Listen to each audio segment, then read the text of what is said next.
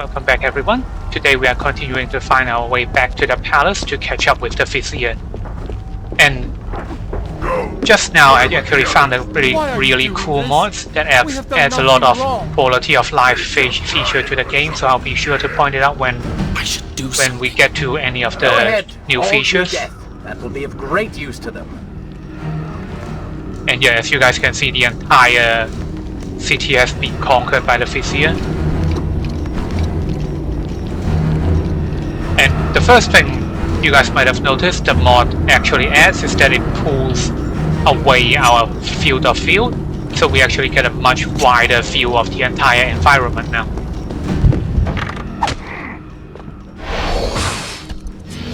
And another thing the mod does is that it restores the gore that was in the previous game. So if you guys were looking, I actually cut off the other guard's head just there, and we'll get plenty more opportunities to see the restored gore in the rest of the playthrough, which is kind of nice because the gore was in the previous game, but then for whatever reason they got rid of it for this one. But now that with the mod it has completely been restored.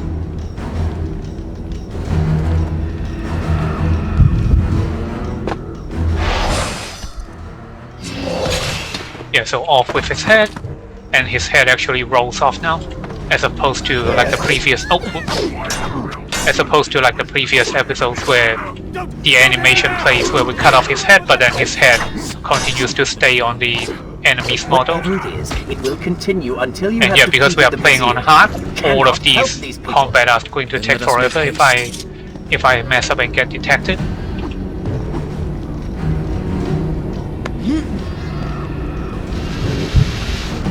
And over here we have another kind of puzzle to work with. All these kind of sand gates work both as a combat encounter and they also work as a puzzle. So you actually have to pay attention to the enemy's patrol patterns in order to find out when you should be using your assassinate. Oh whoops, I hit it too early again.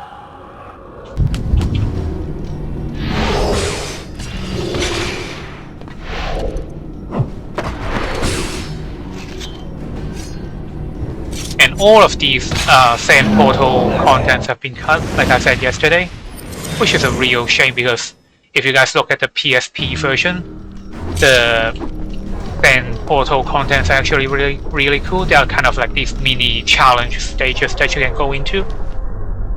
And I think there are 2 patrols that will come up. Yep, there they are.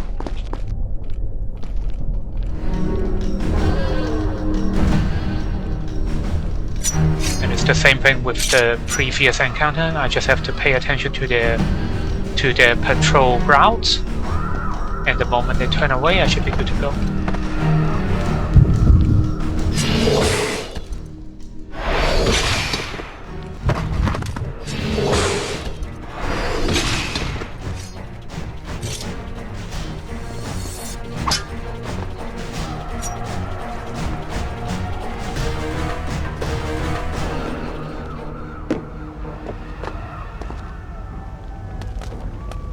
And the hounds are back, and this time it's actually a good thing because all they do is steal. These creatures seem to feed off the sands.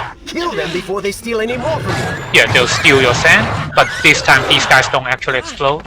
Oh, I have to be careful. That's one down, and you can actually use the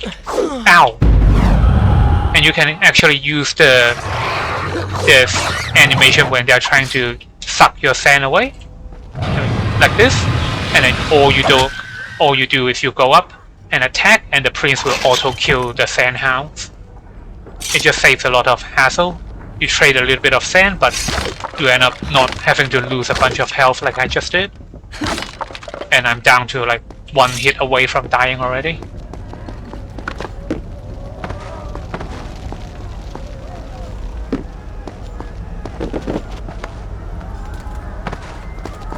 And I think this is a Dark Prince sequence coming up. Yep. I hope it refills my health upon this transformation, otherwise we are going to be in trouble. It looks like it refilled. Yes, it did. Okay. Yeah, just ignore the hounds behind us. Onward and upward, Prince. Hurry to the palace and reclaim your throne. I'm moving as fast as I can. What do you suggest? That I grow wings and fly? I mean, the Vizier has wings. Why not?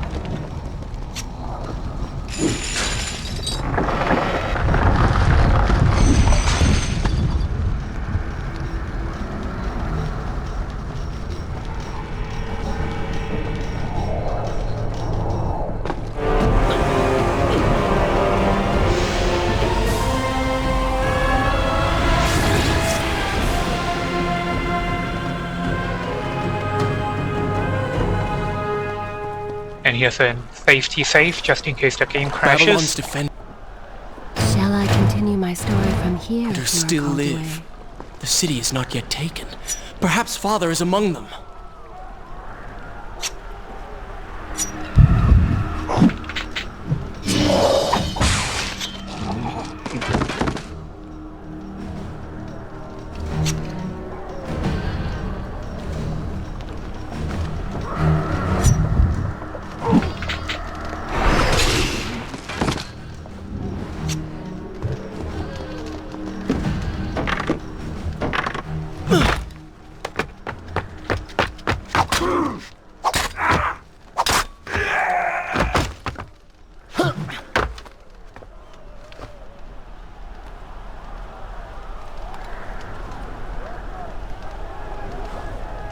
What is this?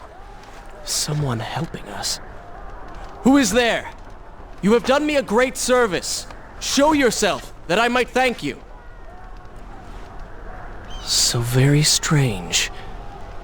I wonder...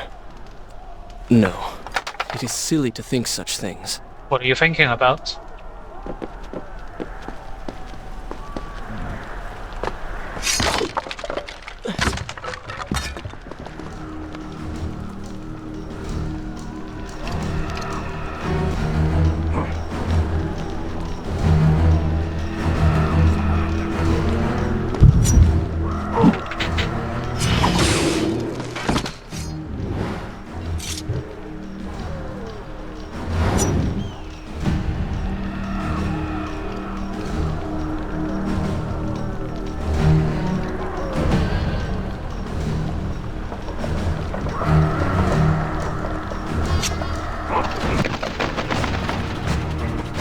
I don't think this encounter actually works, right? Because as soon as I jump, then the crows will scare off the other guys, and then they will just immediately detect me. So maybe there's a separate trick to it. I'll give it one more try, and if it doesn't work, then I'll just go and fight them normally. Because I couldn't get it to work in my practice runs either. Maybe I have to do it at a different angle. Nope. Yeah, I'll just fight them normally.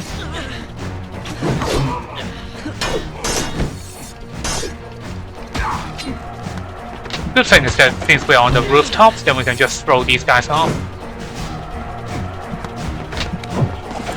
Yep, and just like that, they're done. Luck. Blind luck. No, it's called gravity. Indeed. Irritating little detour. But let us be on with it. Head down to street level and we will look for a way to regain the rooftops. You are an insistent inner voice, aren't you?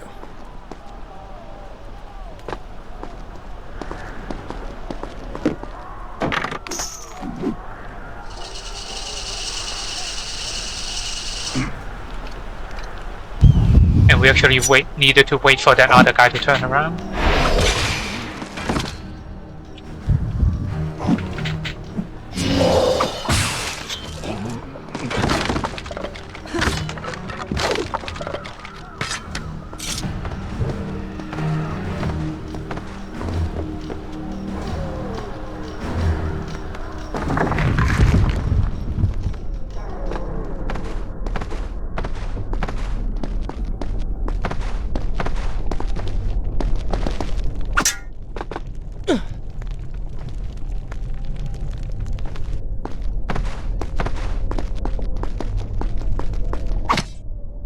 Oh, and I think inside, past this point, there's another boss. There's our first boss fight in this game, I think. And through that other door, there's another health upgrade. So I guess we can stop after we finish both the both the boss and the health upgrade.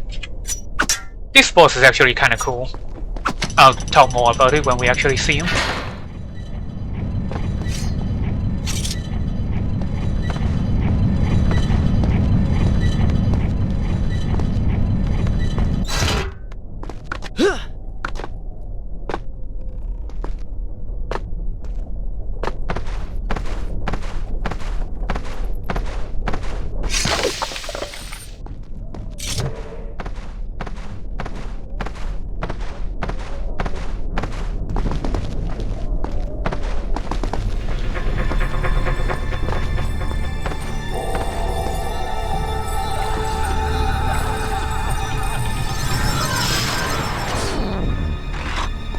And remember, we can attempt these health upgrades an unlimited amount of time. So if you mess up here, you don't want to be wasting your sense of time. Just go back to the beginning and start the challenge all over. And hopefully I don't mess up.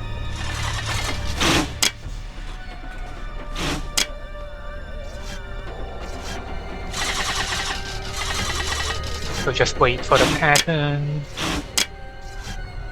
And go.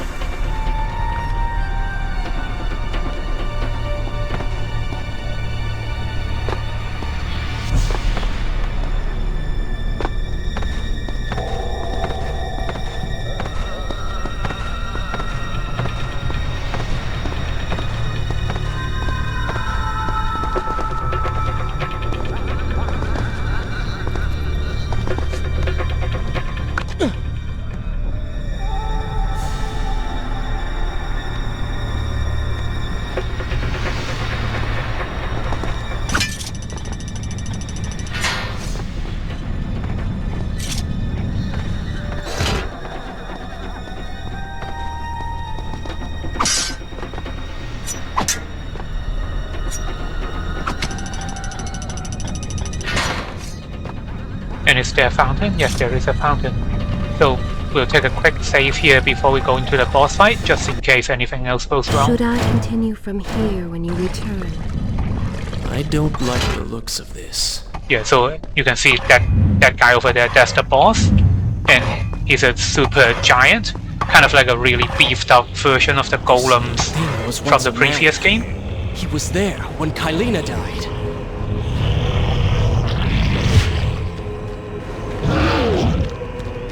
Yeah, and if you guys remember the sand zombies from the previous game, this is basically what happened to him. So unlike the Vizier, who managed to keep all of his faculties, something went wrong in this guy's mutation and it basically turned him into this kind of hulking monstrosity. And because we have the assassinate mechanic now, we actually get to use the assassination mechanics on this boss. So there are two parts to this fight. The first part involves us using our assassination to take out his eyes. The second part requires us to bring him down to his knees, like how we did with the golems. Oh, oops, I did it too early. Yeah, so we need to take out his eyes with our assassination. After that, it's basically like any other golem fight from the previous game. He cannot kill you if he cannot see. Yeah, we are on it. Just calm down, man. The priest already has one inner voice. So that's one of his eyes gone. After that, he's going to destroy that other platform we were using just before. So we come over to this side and use the other platform to take out his other eye.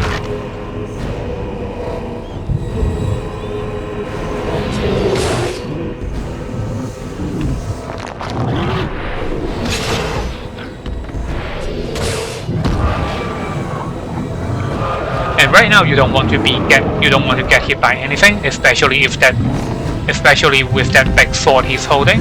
Good. You have robbed him of his sight. Now bring him to his knees.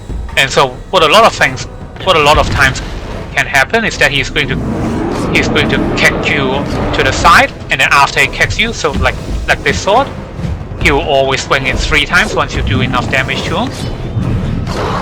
Ow. Yeah, so you want to really watch out for this sword, because if that sword swing ever connects, then he'll just automatically kill you. He can no longer see you. Move in and attack him directly.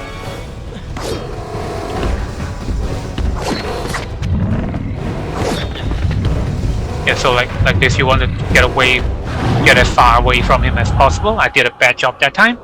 So what happened was he kicked me to the ground, and then he did a sword swing, and that sword swing basically is going to kill me even if I'm at full health. So dodge.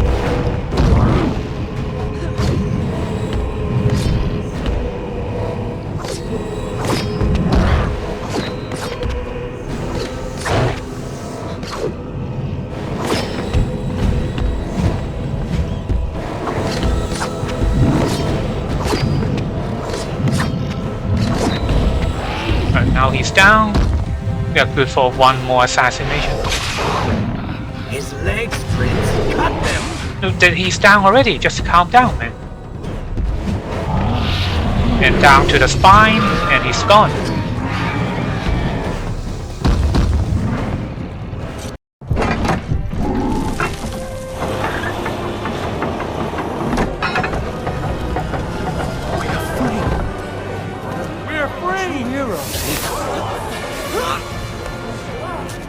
Keep away from me!